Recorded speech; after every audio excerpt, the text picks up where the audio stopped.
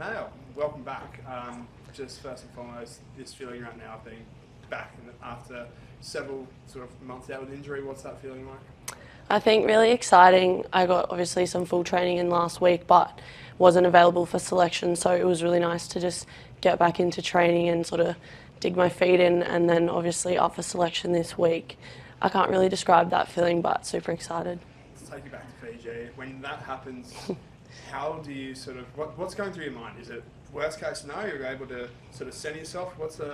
I think I probably did assume the worst case scenario, and then a little bit of trauma from the last World Cup and my lead into that. So I was like, you know, if I assume the worst, at least if it's anything else, I can peel it back and be okay with if I'm not going, then, you know, I'm injured and I'm out and I'm not going, and I know what that's sort of like. But I think, yeah, I assumed the worst and then got super lucky. I was going to say, at what stage did you get that sort of good news that hey, you're still on the timeline to be back? We were sort of umming and ahhing, obviously, post Fiji, because we couldn't get a scan over there, and then got the scan and it was like so relieving. But then obviously straight into surgery, so it was just toying with that, and obviously these last two tests where I could sort of get back on the paddock. And you talk about that, the sort of parallels to 2021, played in 22 World Cup. Yeah. Does that also partly fuel the confidence of, hey, I've already come back from the injuries, I know I can get there and make a difference? Yeah, definitely. I think though, like initially I was like spewing, like surely this isn't, you know, the same situation. But yeah, definitely it makes it sort of a lot easier because you know the process, and I've had my fair share of injuries, so I just know I got to get back on the horse and get stuck in. Is there anyone you kind of turned to teammates-wise, or anyone throughout this specific injury?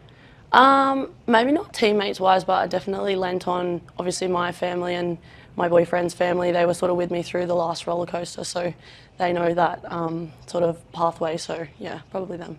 Is it quite frustrating too when you think about how good last year was? WXU2, you know, record try score, all that type of thing. Yeah. And it's kind of like, it's cruel, right? Yeah, it is, but I guess that's just the sport that we play and the nature of it. You know, you never know if it's going to be you or someone else. But I think, obviously, like Nath said earlier, having had my fair share of injuries, I just knew that if I could lock into the rehab, you know, sort of stuff, that I'd be sweet.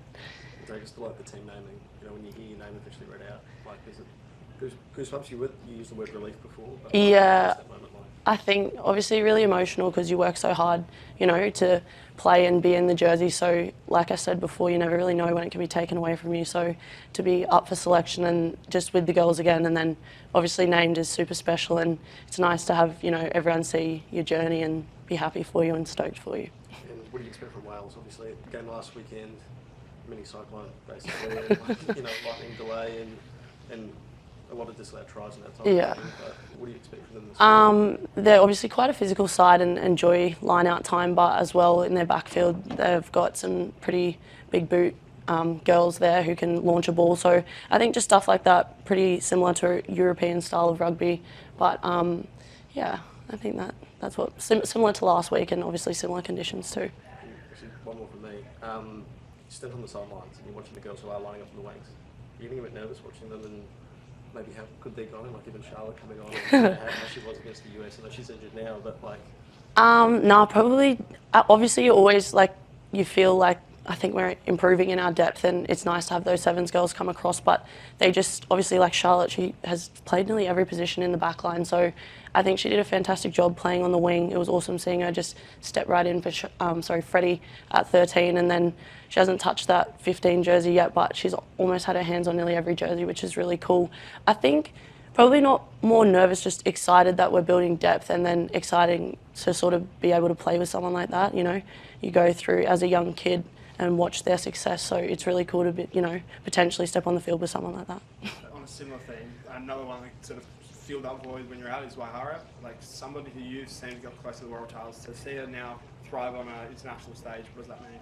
It's pretty cool. I think Bubba's also very versatile. She played a bit of 10 at the Waratahs. She played 15 and then also has been stepping up here internationally on the wing. It's cool to see, like, obviously through those sevens pathways and through learning through a few of our senior girls, it's nice to see that, you know, she can seamlessly come in and fill those positions. And when you had the sort of run of injuries with the knee and also I think a concussion as well, concussion or whiplash, did you, when you had that time off, did you look outside of rugby union for any advice just around how to handle the sort of knee injuries going forward, how to sort of maybe sort of prevent it? Is anyone outside the family able to learn across from another sport? I think probably, obviously, like I said, it's the nature of the sport. We play a collision-based game, but I guess just knowing that I've been there before and I've come back from it is really, and I don't know, like reassuring, I guess.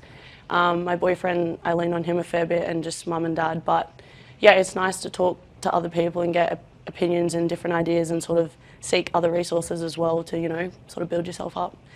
I guess with Friday, it's going to be a wet one. Like, obviously, you're a team that likes to play high tempo, a lot of sort of passing to get out of the wings. How does that change, or how do you need to adapt your game to really sort of fit in with the conditions? I think obviously just tightening up, and then we lacked in our ball security obviously in that last game, so just micro skills, but being aware and playing in the right areas of the field. You know, if we get down inside our 22, it'd be nice to see the piggies go over. Nick, we've got you. Yeah, awesome. Just a couple from me. Obviously, it's good to have you back. Seeing you team up, good back teaming up with Desi, also with Kayla and Kid. What's it like to get back out there in that back three with that kind of combination that you know really, really well? And what is it like actually playing with Desi on one side and you on the other? It's really nice, you know, we sort of complement each other. Des is quite evasive and I kind of like to cut the ball up, so it's nice seeing her, you know, evade players down her wing and me probably running into too many people, but it's really good. You know, we've played together at the Waratahs and we've had a few test matches together now, so we sort of have a nice bit of experience when we come together. Obviously, you've kind of been talking about how you've been leading on your family, your partner to kind of get you back from this injury. Will any family be travelling up from Nelson Bay, any teammates to kind of watch you play in North Sydney?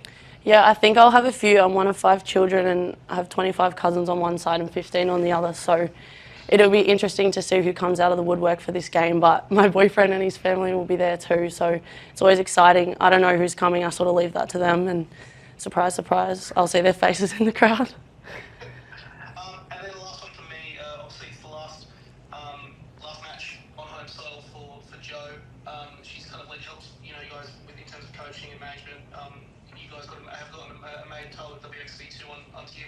What does she mean to this group, not just in terms of how you guys feel that you have been growing over the last since she's come into the side, but also that she'll now be leading you to a World Cup? What does it kind of mean, in terms of this being at least her Australian farewell, but a couple of months down the track when you say goodbye to her?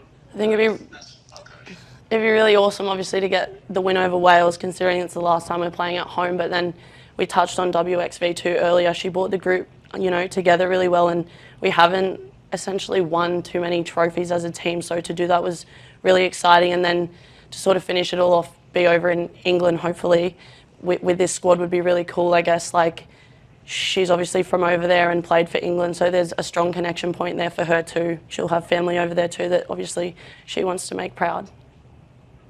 Awesome. Best of luck. Thank you.